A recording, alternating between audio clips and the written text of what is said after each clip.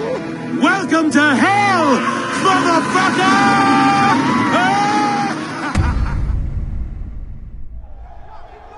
Hold on, man. We gonna get this work.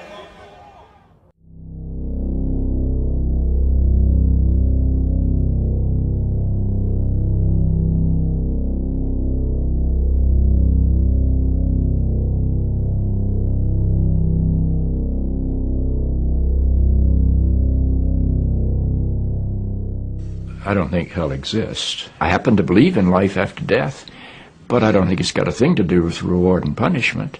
Religion is always in the control business, and that's something people don't really understand. It's in the guilt-producing control business. And if you have heaven as a place where you're rewarded for your goodness and hell as a place where you're punished for your evil, then you sort of have control of the population.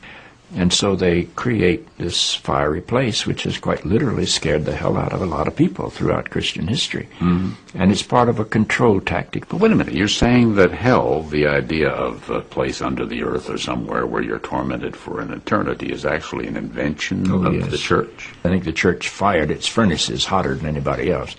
But I think there's a sense in most religious life of reward and punishment in some form. The church doesn't like for people to grow up, because you can't control grown-ups. That's why we talk about being born again. When you're born again, you're still a child. The people don't need to be born again. They need to grow up. They need to accept their responsibility for themselves and the world. What do you make of the theology, which is quite prominent these days in America, which is that there is one guaranteed way not to go to hell, and that is to accept Jesus as your personal Savior? Yeah, I grew up in that tradition. Every church I know claims that we are the true church, and they have some ultimate authority. We have the infallible Pope, we have the inerrant Bible.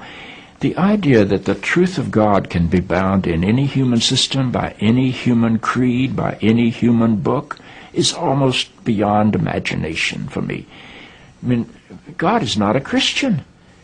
God is not a Jew or a Muslim or a Hindu or a Buddhist. All of those are human systems which human beings have created to try to help us walk into the mystery of God. I honor my tradition. I walk through my tradition.